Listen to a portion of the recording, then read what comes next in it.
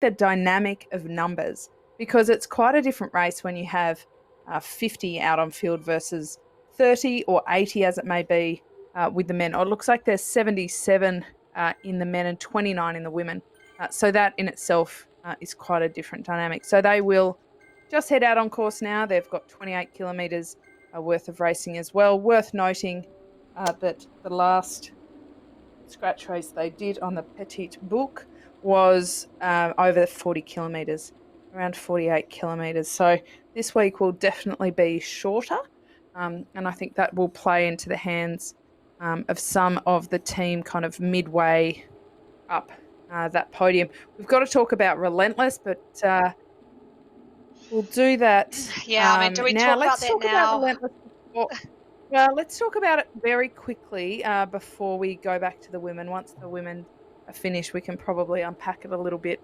And if social media jumps on board, it might get a little bit fun. But suffice to say, Anna, that you are the Facebook queen, and you were on there and you had a little bit of an insight into this week, and that Relentless are turning up on the start line today without the lads that for weeks we've been promoting as the fanciest riders out there and super impressive. And of course, I'm talking about Grasicki, Duffy Jr., Cantanazaro.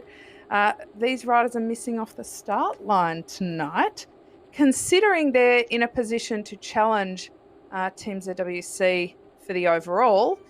That's very surprising.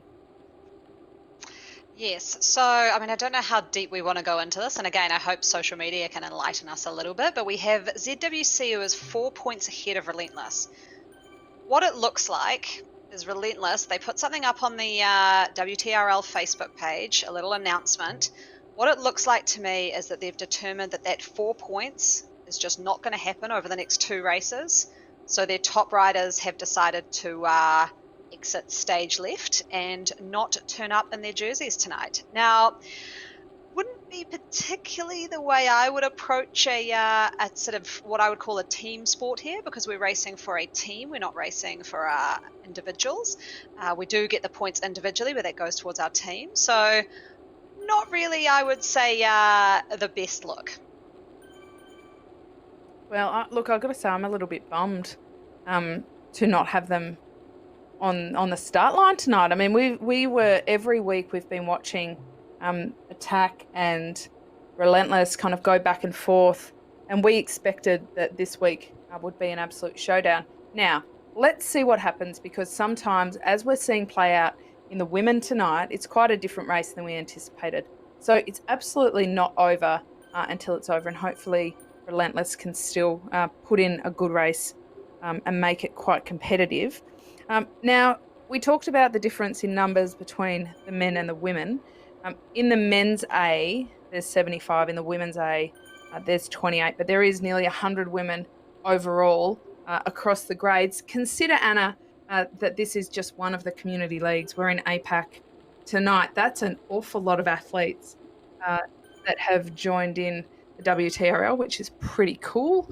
Now, we've got the women on left of screen. They are heading into a KOM here. There are power-ups being dropped left, right and centre. Kim Garland dropping that featherweight to attack up here. She's got Jen Reid on her wheels. She's a teammate.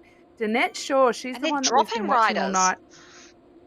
Well, but this is going to be an interesting dynamic, Anna, because there's 2 Z Suns still and 2 Aero Flyers. So Danette Shaw, who we know has the power to win if they come to the finish in a small group, and Hans Josten, who so far has picked up the most intermediate sprint points.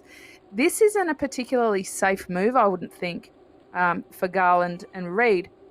In saying that, previous weeks we would have said it was safe, but this week it looks like the Z Sun ladies have turned up, with a little bit more rocket power. I think they're looking really good, and I think they've they've drawn the power-ups out of the Aero Riders, and if I've seen it right, I think the Z Sun Riders have not dropped some power-ups yet, so at least one of them has something to play, and you can just see them lurking in the background like little, Mako sharks just waiting to attack as they've sort of got 2/3 of the way up this climb. Like I said, it flattens out here around that roundabout. Just where they get to that pink flag, it sort of kicks up again, and this is where if you're wanting to take those points, you just put an all-out effort. It's about, I want to hazard a guess, 30-45 seconds from here up to the top, and there we can see Hans Josten pushing off the front again on that green Tron bike, with Danette Shaw just sort of behind her, pushing up to that 6 watts per kg. So these guys mean business. They are pushing hard. Well, Hans Josten and Shaw are kind of in a position here where they can afford to take a bit of a draft from Garland, because they're in the box seat so far. They've shown that they've got really good legs. They are 2 and 2. But look at this. As I say that, they're taking a bit of responsibility and moving to the front, led by Shaw. Hans Josten on a wheel. The gap has opened up. Is that because Hans Josten backed off a little bit? What we've seen time and time again, just on today's course, is that Shaw has better legs than even she realises. Every time she accelerates, she doesn't just gain a small... Exactly. It's not a small advantage. She's jumping right ahead. We discussed that you need to be efficient and only win by the smallest margin, but sometimes when you've just got really good legs, or you think that maybe you can attack over the top, that this is a good move. We've now seen a big break between Shaw, Hans Josten, their teammates there up the front there. Reed and Garland are now having to chase back on.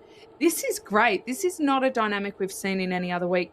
Ebert from Z-Sun, she takes that 1 point in 5th position, crossing the line there, and she's also solo. This is really starting to get quite brutal. They've got about 5k left of racing, so their heart rates will be pushing through the roof. Look at that, Danette Shaw over 180. This is the time to take a bit of a breather, and she's doing that. She jumped into the power tuck for a second there, but she needs to make sure that she pushes right here and gets on the back of Garland and Reed. Isn't it interesting, Anna, how quickly it changes? Because just 20 seconds ago, the Z-Sun riders were off the front with the 2 of them. Now it's the Aeroflyers that are pushing the pace. These 4 really have a very interesting couple of kilometres ahead of them. They sure do, and they've got that sprint coming up really soon. So they do this big, long downhill, and you can just see in that elevation map in the top right, they're going to hit a little up, and then very, very quickly, they'll hit that sprint banner. And I will guarantee, and I'll give my most aggressive rider of the day award to Danette Shaw if she takes those sprints again. And you can see that course profile that's popped up on the bottom. They've just come down that big downhill after the QOM, and now they're going up this uphill, and we'll see that sort of sprint banner. I think they sort of round a little bit of a right-hander. It's a tricky sprint because it's not sort of a downhill. It's hard to see where it is, and just looking there, I don't know if someone's just dropped off the bat. Was that Danette? Okay. Just as I just cursed her, I think, giving her that aggressive rider award, as we see Reed absolutely dominating off the front. This Aero team, they're not laying down here. They're wanting to show what they've got as well. And I think, I'm going to say it, she's a triathlete, and I think she's putting her skills to good use. She's just TTing off the front, and she's like, this is what I've got, come follow me. And Garland's right there as well, and she's also done triathlon. So I think these guys know, potentially, if they can just drop the sort of 4.3 watt per kg, they can really take the sting out of those Z-Sun legs for that upcoming sprint. Well, we do know that triathletes are very good at keeping a consistent pace. They're generally very good at finding that threshold heart rate, holding it there, 172. I would say that is spot on for the kind of threshold heart rate I would expect. A triathlete is naturally much better at that. In saying that, I think that Danette Shaw has so much power in her. She's at over 11 watts per kg for a 15-second average. That's really big numbers. And so as long as Shaw is able to recover from some of the big efforts she's had so far, I think she's probably still the one to look coming into the finish. But I would expect, and we're seeing it here, is Hans Josten to do a little bit more of the work, take a bit more responsibility in chasing Reed down here. Garland doesn't have to do anything. She can just sit on the back and wait for the Z-Sun riders to chase. But the Z Sun have really stepped up this week. So even though we know that Reed and Garland are more than capable and really strong, it has been interesting to watch the strategy change a little bit. And where are the Ace of Cakes is my question. Not only where are they in the race today, but where are all of the riders that we've seen in a series so far? Can somebody please jump on social media and help us understand that? Because it's a bit confusing as to why they would be doing that. Exactly. And Jay Reid, who we can just see on the left side of the stream, she took out those sprint points pretty easily with that early attack. And I'm just looking that the others are only 1 second back. So I think the strategy they've got is to pull those Z Sun riders to do some work and just tire out those legs. Because do you think maybe they're worried about Danette Shaw. They know that she can sprint well. Again, what kind of a strategy is going to happen at the end of this race is what I'm interested in. And this is what I love when you've only got 4 people, because it's so tactical, and I get really nervous racing when I'm in this situation, because it's just so unpredictable. And this is where you'll see those long range attacks. I'm looking at the 2 aero riders, both being triathletes. I think they need to go with that option. The Z Sun riders, we know they've got a better kick and a better sprint. It is an uphill drag, so sort of depend on what these riders are suited to as to who will do better on that uphill drag. But this is quite nerve-wracking coming into this last part of this race. They're at 26.7 kilometers. They don't have long to go. No, and I think the sprint tactics will be an interesting one, but they do need to work together as a team. Danette Shaw, we've talked about the fact that she's on paper definitely the best sprinter. I never want to see a sprinter trying to sprint from the front. So I'm quite happy to see Shaw not on the front, because you lose your element of surprise when you do that. Yes, you're on screen, and so it's a little bit different when you're coming from the back. But by the time your avatar is huffing it past the other riders, if the others haven't started accelerating yet, it is too late. So they need to make sure that they use their strengths. If their strength is going long range, at a slightly lower power, they need to do that. If their strength is that acceleration, they need to make sure they can time that perfectly, because any gap that opens up when they're all at limit is going to be very, very hard to close down. So they're coming in. They're pretty close to the finish now. Here It is peaking up. Power-ups are being dropped, Anna. Opened out. Yep, Garland hitting 8 watts per kg, but she dropped her power up very early. And like you said earlier, Katie, she's got the feather there. That's Hans Josten, and she's had a perfect power up that she's been saving. She's going to roll away with this, if I'm not mistaken, because that was a fantastic use of that right on where the climb kicked up. But the others are just there in the background. She's got to hold on. Danette, her teammate, is chasing her down with the drafting power up. She'll get a little boost behind her, and they have dropped the 2 aero riders, so Kim Garland and Jen Reid, who maybe just put in too much of an effort with that sort of solo work off the front. However, looking at Garland here, she is not giving up. She is pushing hard right to the line. She's just hoping it comes a lot sooner. She might run out of tarmac, and Danette is rolling over the top of her teammate Hans Josten, who looks like she just took out Kim Garland, and she was in 3rd, and Jen Reid rolled across in 4th. So amazing result from both of the top teams, well, the 2nd and 3rd teams there, but one of them, Aero, will end up being the top team with no AHDR riders really having much of a showing tonight. No, changing the top of the table, and really good tactics there by Z Sun, Danette Shaw. We did suspect she would do that. She perfectly used that drafting power up to bridge the gap over to Hans Josten. Kim Garland, she came back at the end, but it wasn't quite enough. Let's take a look at the men. At the beginning, we thought it was a race between Relentless and ZWC Attack, but Relentless have had a little bit of a change in direction. We've heard on social media that they are looking to grow the team, but there was a little bit of a difference in ideas about how they do that. So the 4 riders that jumped are actually going to start a new team. And while it may be unfortunate timing, because we really wanted to see those riders finish out this season, it's potentially quite exciting, Anna, to see what happens in the next season with those 4 riders. So let's take a look at the replay from the King of the Mountains here, and it's Morgan from DPAC who we are watching. But let's just take a look back at who took the Oh, the points out Kiwi. here. Oh, here's your boy Lindsay. Now he was really good in the Lindsay. everything bagel in New York City. Exceptionally good, in fact. Oh, but it looks like he's just gonna get Oh, rolled here. Oh, that's a tight one with Tanaka. oh, I'm not We'll have sure. to I'm not see sure. if we can see that point standing. And it is sometimes, Anna, it's slightly deceptive because we don't quite have the camera angle that is directly across that line. So let's see when we can get some points ahead who did that. But Anna, you're getting all excited, a bit patriotic about Lindsay, your I Kiwi know. rider. But this is his kind of course. I mean, when he was in New York, he really excelled. And this kind of has a similar DNA to it.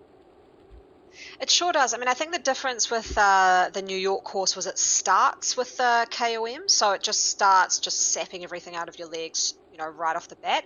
Whereas this one, you've got a few false flats, a bit of up and down, but the climb comes a little bit later. So I think Lindsay, I should be saying I'm not biased, but I think I am. I do want the Kiwi to win. I think And we I've all have our just seen favourites, so an that's update okay. of yeah, I've just seen an update of the sprint points, and it does look as though Yuki Tanaka from ZWC did take out that KOM with Sam Lindsay just behind him from Deepak, and then Ryo Umichu from Evo in third, and Ed Morgan from Deepak in fourth. So Deepak coming second and fourth over that first KOM. So good job on them, because I think they're sitting third on the table, so a bit further back, but we do know Relentless is going to drop quite a bit further down from their second place that they're currently sitting on.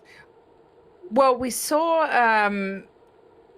77 riders start. We've now got 28 in that bunch, so it has whittled down. We're just going to flick across to watch the women's C finish, and we've got Amanda Reed from We Ate the Cake. She's got a teammate there in Mel Small, and these pair are riding it in.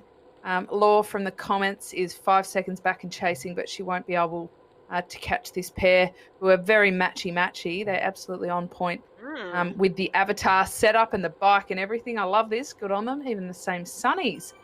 So good on these riders. They've put on a good show, and they've clipped along pretty well. Oh, they're they're attacking sprinting each to the other. line. But why not? It looks like Exactly. that they went over the line there in close proximity, and they did take out those top 2 points. Law crossing the line for third. TBR Smile on with Esdale. They might have a bit of a sprint on their hands here with Margarita, but they are again teammates, not on the same bikes, but they are in the same kit. They roll along in quite a civilized fashion, not sprinting each other to the line. But there's also been some really tight racing in this C division, and I'm looking forward to seeing one of the teams step up into the A for the next season, and I think they'll more than make up numbers. I think they'll be quite competitive. So Courtney from BRT crossing the line here.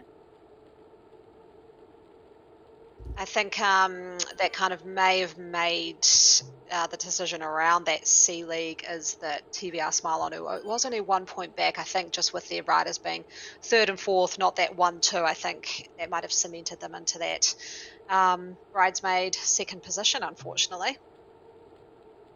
And we're looking back at the men's race here. We see Morgan from Deepak putting in a little dig on this false flats. This is a good place to just sort of test your legs and do a little bit of a push off the front and see who can come with me. This is a hard part of the race, and I've raced a few times on this course, and this is where teams have definitely tried to split things up. And you can see now there's just riders drifting off the back of that pack. It's forming that sort of little teardrop shape. We have seen a rider now jumping through and overtaking the Deepak rider. Now ZWC rider looks like Ikid, because it's the aero helmet, which we've become a bit used to, with another ZWC rider. So they're in different kits though, which is interesting. So maybe 2 different ZWC teams, and that Deepak team there as well. So Deepak with Lindsay coming up, they've got some team tactics going on today. I'm not sure why that rider on the front is on a disc wheel. It's definitely not the right pick for tonight's course. Maybe there's just a hangover from the team time trial last week, and no socks. Oh, I'm not sure about this setup here. You've got sort of a colourful wheel on the yellow S-Works Venge with bright blue and white shoes, no socks, navy blue kit, and then an aero helmet. What do you think, Katie? I'm not scoring this high. Oh, I feel like we're on like an episode of Australia's Got Talent, and we're sitting in the judging seat and saying, I don't think we get 4 ticks for that one. I'm not. I think that, in my mind, I imagine this scenario where he's jumped on his bike. It's been a bit of a hectic day. He's jumped on his bike, gotten in the pen, and gone, oh, bugger. It's too late to change Yeah, my avatar. And now here we yeah. are kind of mocking him for it. So, mate, next week, we expect, although next week's team time trial, so his team time trial appropriate. Let's just take a quick look at these bonus points because Ed Morgan from Deepak, he's been riding pretty solidly, but interesting, isn't it? Because Umechu from Evo Savages and Yuki Tanaka, all three of them are on 7, so they've had a go so far. Kanji Stinger, now he rode sensationally a couple of weeks back, and they did a very good set of team tactics with Mon Rich. Sam Lindsay also on 4 points. Chris Yip on 1 point. So Team ZWC attack, they are right up there. We haven't seen Relentless score any points there. While it is a bit sad, I think it really is sad, Anna, to see Relentless not finish this season as the unit they started. It is exciting next year that we'll have now a younger crop of Relentless riders who are given the opportunity to step up, and also those 4 lads perhaps join their next team. Bit of support for Team ZWC here, and you are spot on. The tactics are very impressive tonight. Hasn't it been good, Anna, as the weeks have gone on, to watch the strategies play out and a lot of the teams really evolve and start to work much more as a unit than as individual riders? Yeah, it's I think these teams will start being on each other's Christmas lists. That's what I think. They'll start sending each other little presents, some cards. I think it's just built a whole lot of camaraderie. And you can see from some of the sort of team Facebook groups, I do sort of scan my eyes over them every now and then. And it's become so friendly, there's teams that are growing because people want to race in the series. And I'm just loving it, and the banter's great. You can hear them on Discord. You can see the chit chat going on. I think this has just been unbelievable for the Zwift community because it's not, so individually focused. You can go and get points, but at the end of the day, it comes down to your team, doing well, and that's something we haven't seen, at this level and at this scale.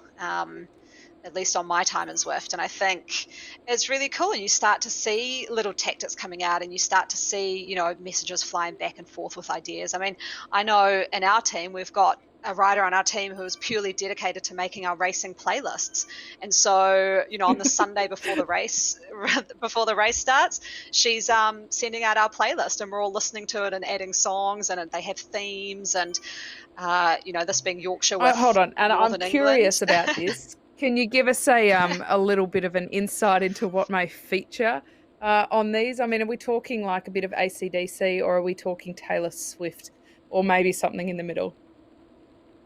Oh, look, it's very varying and wide ranging. I'm looking now at the playlist for this week, which is the Harrogate playlist, and it's all bands from Northern England. It's themed, so who knew that there was so many? I'm looking at Muse was actually from the north. Dom Dollar. We have put Spice Girls on there because I think Mel B and Mel C may have been I'm sort very of. curious as to which Spice Girls songs actually. Oh, that was Wannabe. So we've gone full old school retro excellent. Spice Girls. Well, So, look, maybe back to next week in the team time trial, Anna, we can get into a bit of karaoke while we're watching them just roll beautiful turns. So there's a challenge for you for next week. Can we just discuss this evolving small front group, because this is interesting. 13 seconds back to the chasers. That's really significant. So 14k a lap. They are on the second lap of this race, and no matter how many times you've reconned the course, it is quite different in a race because it does Oh, really no. depend on who races or not. Now, Morgan, we've just seen spat out the back because he didn't do a super tuck. Oh, Oh boy, would he what be? happened? Uh, oh, I don't know. Maybe a moment's hesitation, but we have just seen exactly the ramifications of not using the game in the Yeah. absolute way that you can. Now, I think Ed Morgan will get back on. He's got really good legs tonight, but that's a solid effort. That's 2 seconds that he has to chase back. So hopefully Morgan can. I imagine he'll have a fairly increased heart rate, and likely not because of the chasing effort, but more because of the mild cardiac arrest that he's having noticed that he's been spat out the back here. Um, and it's interesting to have 5 riders in that select group because of those 5 riders, 4 of them are Team ZWC Attack. So that's an Yeah. interesting dynamic, isn't it? Well, there was ZWC Attack and a couple of the DPAC riders, so that's going to prove to be very competitive at the end where all those big points are up for grabs. And you've got ZWC, who we know does extremely well in the team time trial, and they're all mostly here elite Japanese road cyclists in real life, so they also know how to sprint. You've got the Sam Lindsay, the DPAC rider. I think he might be the lone DPAC rider in that main group. So it's really everything is on his shoulders now to take out this race. Oh no, as we see there, E Morgan has caught up. So that was a absolute monster effort for him to get back on that group. Are we seeing that he's back in there? It looked like he just kind of popped in and then popped out again. So he might be having dropouts or something going on with his little avatar. I Yeah, haven't well, it actually seen looks an like invisibility. yeah, well, wouldn't that be a good thing? I encourage, I do believe, a little bit secret squirrel, Anna, but I do believe that there's some plans for some fun elements for the community league next year. So everybody should fill out their paperwork and sign up while they can, because that's going to be a very exciting season. It looked like Morgan was actually off the front there. I wonder if in his chasing effort, he went a little bit too hard in a mild panic. He can take a bit of a breather now, but the lesson is learnt. When the super tuck happens, you've got to get on it. Otherwise, big gaps can open up pretty quickly. So Morgan needs to stay Oh, pretty diligent there. he's But even with definitely the super tuck, he's definitely got some internet issues as we see him pop in and out of screen about 3 times on that downhill. So that's part of the technicality of this sort of racing is you got to have a very strong Wi-Fi. We might see his presence pop in and out again. He's like a little Jedi Master in that group. well, we talk often about all the different elements of Zwifting.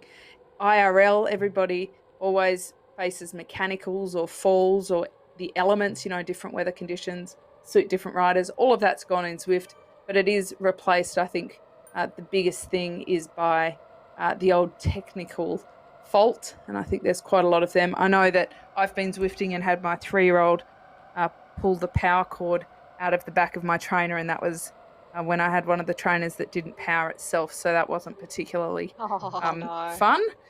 And I then spent the next 30 minutes of my own bunch ride chasing back on. Thankfully, I hadn't put the ride fence up, so nobody got kicked out of the ride. But yes, you need to be very Oh considered no. in your setup, don't you? We're watching Drew Ginn here. He's an Olympic champion in rowing. He's an absolute powerhouse. He could go all day at one speed, and in fact, he's done an epic effort. He would be a very big asset to any team, but I think he might struggle a bit when it comes to really dynamic efforts. But he does have a reasonably high 15-second power. But I would hasten to say that he could probably hold that similar power for an awfully long time. So it's really interesting to see the different athletes out here. We talked about Garland before, who's represented Australia in handball. Now, normally you wouldn't have thought that that was a sport we can cross over for. Let's just very quickly, they're sprinting for this KOM. We can see it top right of screen. Tanaka has opened it up. Sam Lindsay in hot pursuit, but I think Tanaka will take this quite comfortably ahead of Lindsay. Oh, as I say that, the fight back is on, but I think he will run out of time because they are nearly there. And Tanaka takes those points ahead of Lindsay. Hashimoto is in third. Morgan will come across in fourth. IKD in Oh, fifth. They IKD's need to been make dropped a sure they bit. regroup. This is a tough one. At this stage in the race, they've only got 5.5 kilometers left to race. Do you wait and make sure that you have a group to work together to the finish, or do you just chance it and see if you can do it? There is quite a big field chasing behind. There's 26 riders in that field, so I think these riders at the front, this is their chance. So Sam Lindsay in the Yeah. power tuck there, he's certainly making every effort.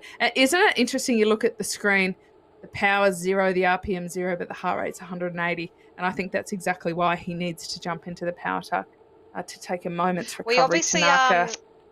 focus on different things because when you were saying that, I was like, yes, he does look extremely matching there. Yellow Tron, yellow detailing on the kit. It's just like music there on the bike. I think it looks amazing. And I will actually just touch on, we've had some comments come through to one of our channels around why people are riding the Tron as opposed to the, say, S-Works Venge with the Zip 454s, which I personally thought was faster.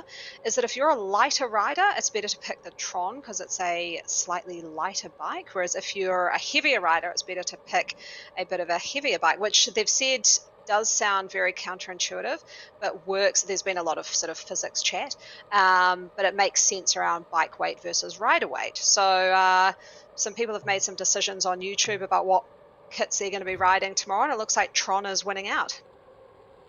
Well, we've got some pretty smart cookies amongst both the fans watching and also the athletes riding. A lot of these athletes have full-time normal jobs. I mean, I don't know what a normal job is.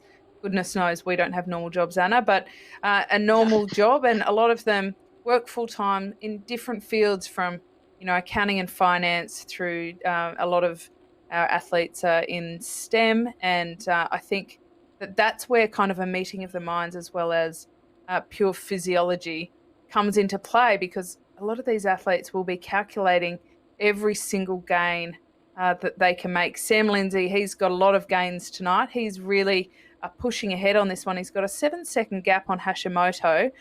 Overall, so far, he's earned 8 points, only bettered by Tanaka on 12 points.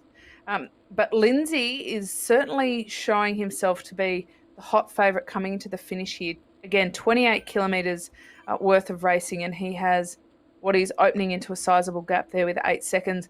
Morgan is showing up 7 seconds behind. We think he's been having a few connectivity problems. He's been ducking in and out, so hopefully that evens out for him a bit. But there is a small group, so Tanaka, Hashimoto, and Morgan are 8 seconds behind, and they are all chasing together. But Lindsay's in a really good rhythm.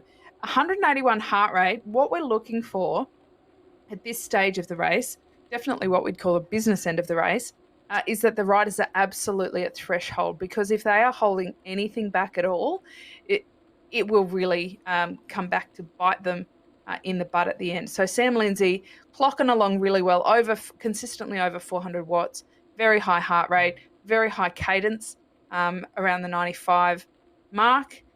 Drops into that super tuck on a couple of occasions. I think it allows him to get a little bit of recovery, but he does need to be quite careful and conscious, Anna, that he doesn't that doesn't cost him a hesitation, because all dropouts aside, we did see what happened with Morgan when he didn't jump into that super tuck.